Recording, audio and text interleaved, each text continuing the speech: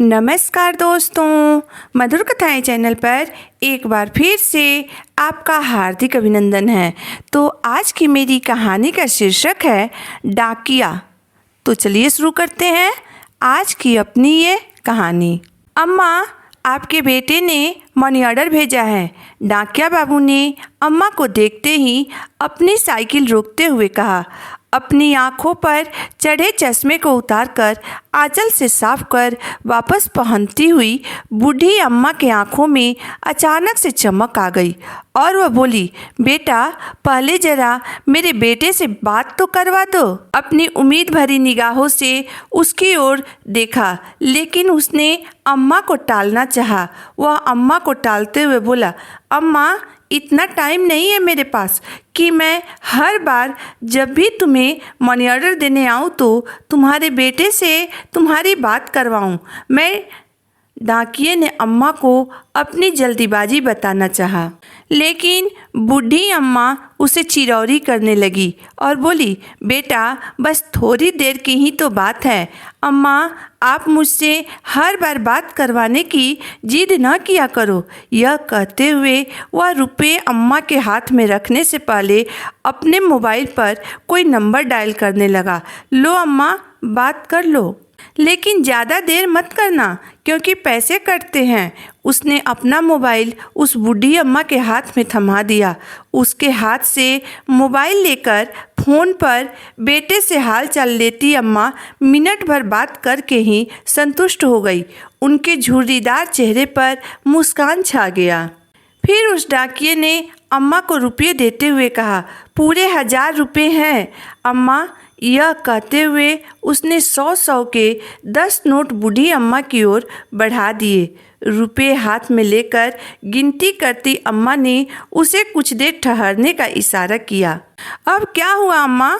बूढ़ी अम्मा ने उसे 100 का नोट देते हुए कहा, यह रख लो बेटा।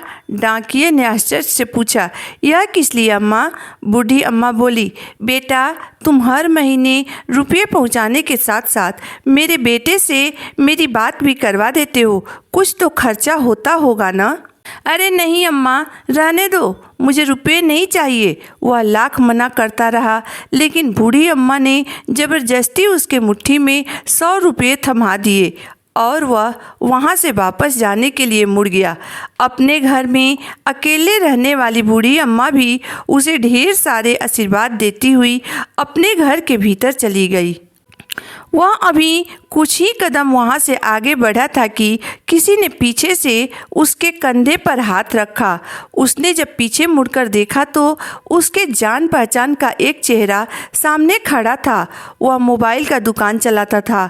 मोबाइल फ़ोन वाले दुकानदार को अपने सामने खड़ा देखकर डाकिया बहुत हैरान हुआ। उसने उस दुकानदार से पूछा, भाई साहब आप अभी यहाँ कैसे? आप तो अभी अपनी दुकान पर होते हैं ना? यह सुनकर दुकानदार बोला, मैं यहाँ किसी से मिलने आया था, लेकिन आपको देखकर रुक गया। मुझे आपसे कुछ पूछना है।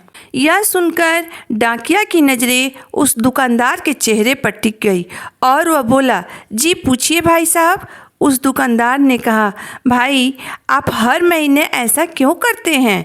अब तो डाकिया और भी ज़्यादा हैरान हो गया और उस दुकानदार से पूछा, मैंने ऐसा क्या किया है भाई साहब जो आप मुझे ऐसे कह रहे हैं? दुकानदार के इस सवाल को सुनकर डाकिया थोड़ा घबरा गया।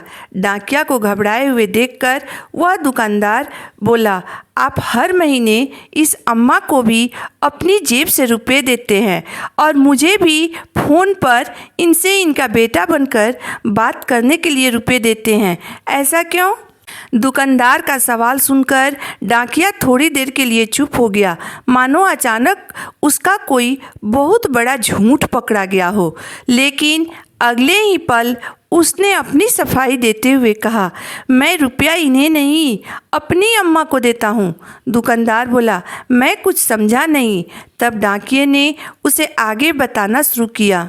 इस बूढ़ी अम्मा का बेटा कहीं बाहर कमाने गया था और हर महीने अपनी अम्मा के लिए 1000 रुपया का मनी ऑर्डर मेरे पास भेजता था और कहता था कि यह रुपया मेरी अम्मा को आप दे दीजिएगा। परंतु एक दिन मनी ऑर्डर की जगह इनके बेटे के एक दोस्त की चिट्ठी अम्मा के नाम आई। उस डाकिये की बात सुनकर दुकानदार का जिज्ञासा और भी बढ़ गया। उसने पूछा, कैसी चिट्ठी, क्या लिखा था उस चिट्ठी में? डाकिया बोला, कोई भयानक बीमारी की वजह से उनके बेटे की जान चली गई, अब वह इस दुनिया में नहीं रहा। यह सुनकर दुकानदार बोला, फिर क्या हुआ भाई? डाकिया ने अपनी बात पूरी की। वह बोला, हर महीने चंद रुपयों का इंतजार और अपने बेटे की कुशलता को उम्मीद करने वाली इस अम्मा को मुझे यह बताने की हिम्मत नहीं हुई कि इनका बेटा अब इस दुनिया में नहीं रहा। इसलिए मैं हर महीना अपनी तरफ से इनका मनी ऑर्डर लेकर आता हूँ। लेकिन यह तो आपकी अम्मा नहीं है ना? दुकानदार ने पूछा। तब डाकिया ने कहा, मैं भी हर महीने अपनी अम्मा को 1000 रुपये भेजता था, लेकिन अब मेरी अम्मा इस दुनिया में नहीं रही। यह कहते हुए उस डाकिया की आंखें भर आई। डाकिया की बात सुनकर दुकानदार डाकिया के सामने अपना सर झुकाकर बोला, भाई, तुम्हारे जैसा इंसान आज तक मैंने कभी नहीं देखा जो किसी अजनबी माँ के लिए अपने मन में इतना आदर और सम्मान का भावना रखता है। दोस्तों, किसी पराये इंसान को अपना बनाकर उसके दुख को कम कर देना बहुत मुश्किल काम होता है, जो कि उस डाकिये ने किया। तो दोस्तों, आज की मेरी कहानी यहीं तक थी।